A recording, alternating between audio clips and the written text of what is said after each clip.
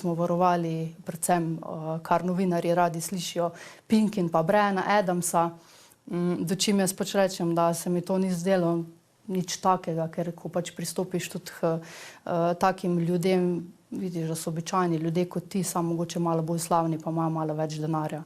V osnovi so pa isti, torej so človek.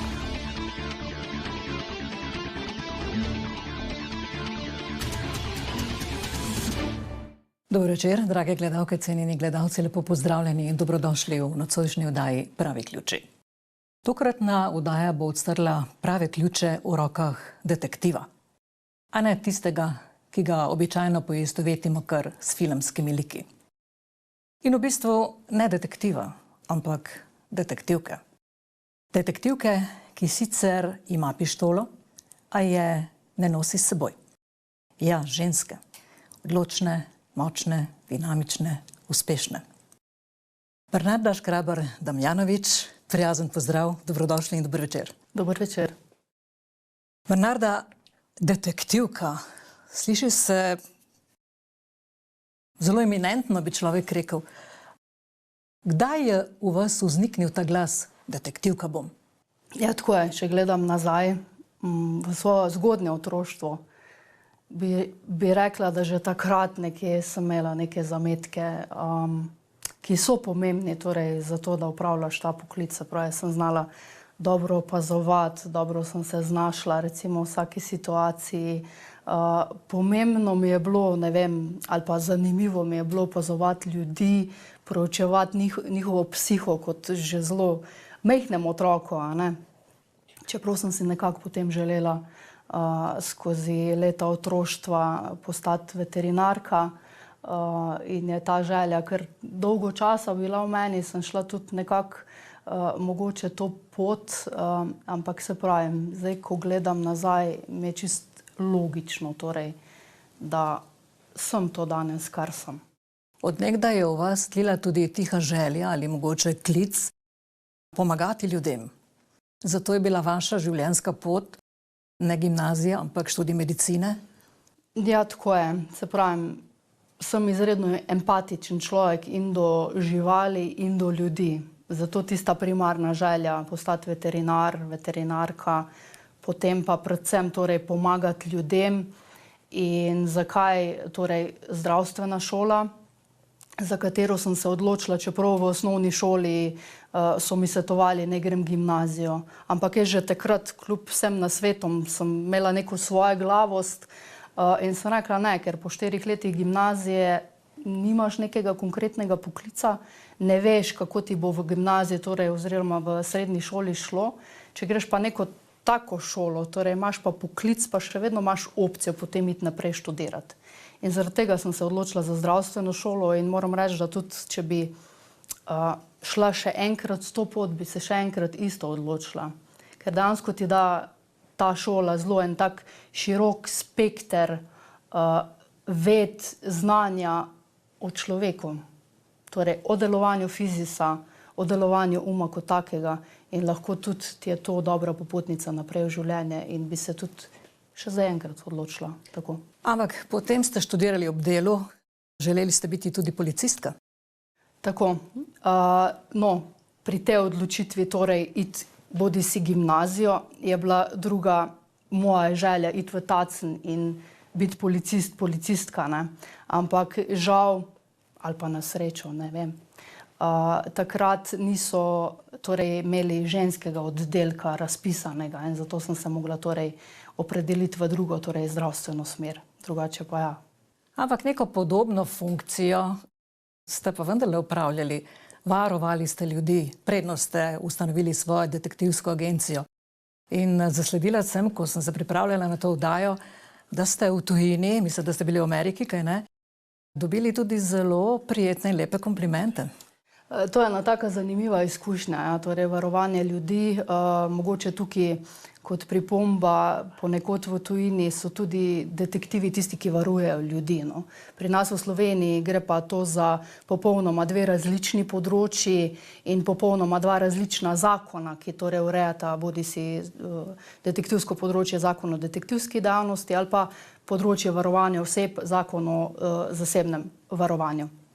In ja, seveda, to sta tako zanimive izkušnje, to me je že od nekdaj zanimalo in tudi zdaj, recimo, če bi bila neka komercialna potreba po varovanju znanih oseb ali pa ogroženih oseb, se ne govorimo samo o tem, da se varuje znane osebe, varuje se tudi osebe, ki recimo so lahko ogrožene, ne vem, politike, sploh če govorimo o tujini ali pa kakšne torej bogate ljudi, bi se s tem verjetno še danes ukvarjala, torej, če bi živela na takem področju nekje drugje.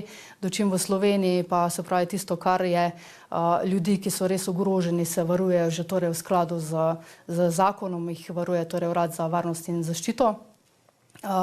Drugih potreb pa mislim, da takih ni. In ja, seveda, tukaj smo varovali predvsem, kar novinarji radi slišijo, Pink in pa Briana Adamsa, dočim jaz pač rečem, da se mi to ni zdelo nič takega, ker ko pač pristopiš tudi k takim ljudem, vidiš, da so običajni ljudje kot ti, samo mogoče malo bolj slavni, pa imajo malo več denarja. V osnovi so pa isti, torej so človek. Ko ste stopali po vaši poti, ste morali preštudirati ogromno literature, si nabirali zelo veliko izkušenj in ko sem brala in prebirala vaš CV, ste jih navedli kar veliko, pa da jih ne bom jaz brala. Kako je šla vaša izobraževalna pot?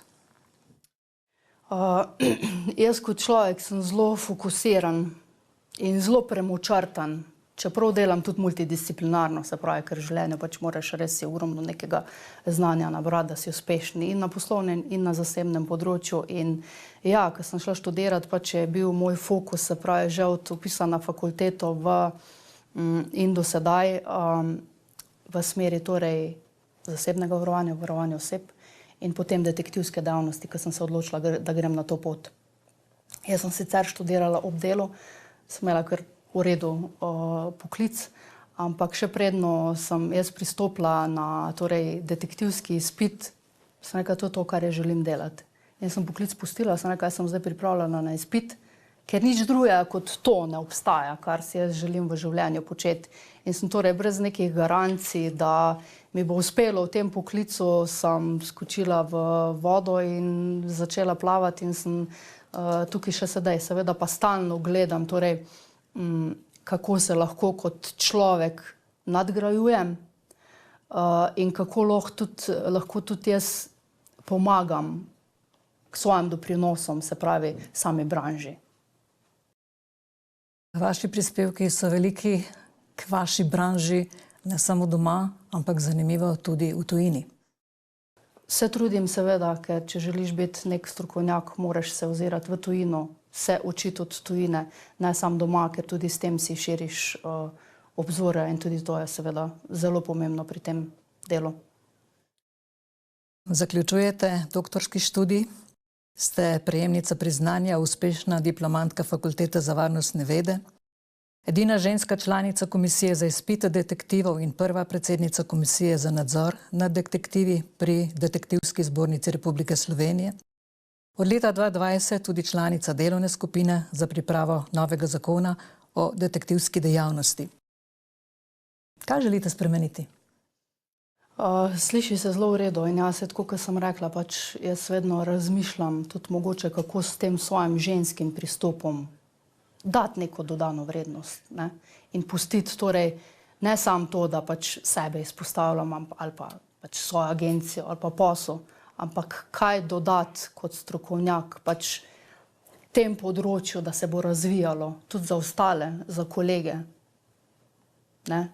Ne samo za sodelavce, tudi za kolege v branži. Kaj pustiti našim zanamcem, da bo lažje delali, da pustimo nek pečat na tem področju. In to se mi zdi, da je zelo pomembno in mislim, da bi več ljudi mogli gledati na tak način. Torej, ne samo zase, ampak kaj pa jaz lahko torej, na podlagi teh izkušenj, ki sem si jih nabral, tudi jaz dam nazaj, torej družbi, branži, mlajšim.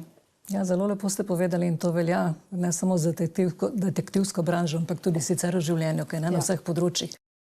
No, zasledila sem, da imate nekako željo pri novi zakonodaji, da bi imeli na voljo večjo bazo podatkov, dostop do več informacij. Tako, dostop do več informacij, s tem, da je tukaj potrebno poudariti, da vse, kar detektivi delamo, torej mora biti podlaga v zakonu in torej mora biti naša stranka upravičena do teh podatkov.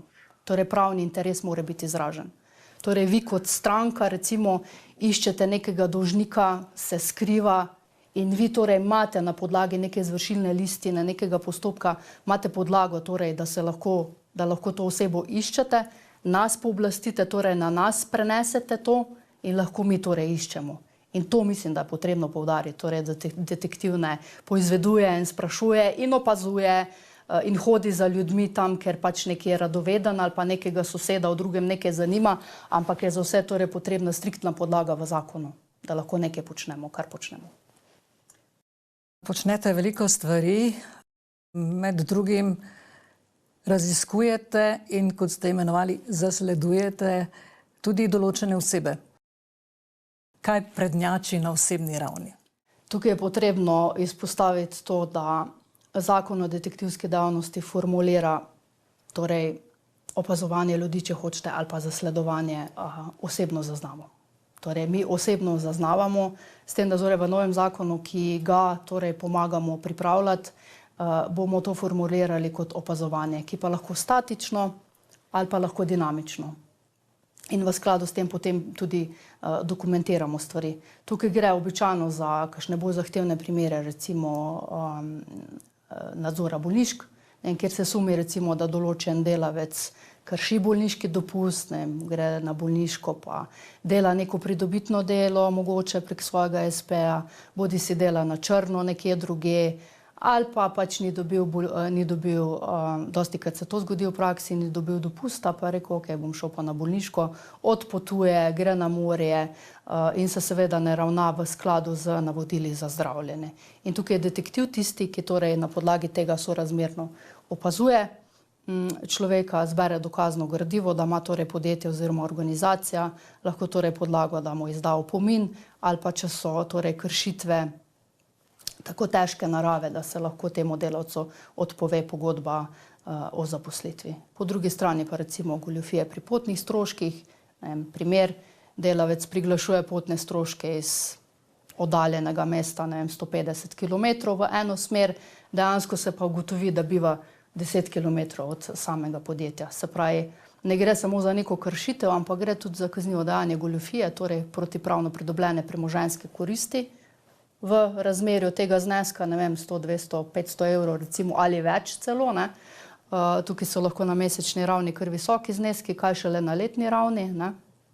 In seveda tukaj je potrebno zbrati torej dokazno gradivo, odkot ta delavec prihaja, da zadeva potem tudi stoji in zdrži morebitne nadaljnje sodne presoje in da lahko torej delodajalec na podlagi tega potem tudi ukrepa naprej.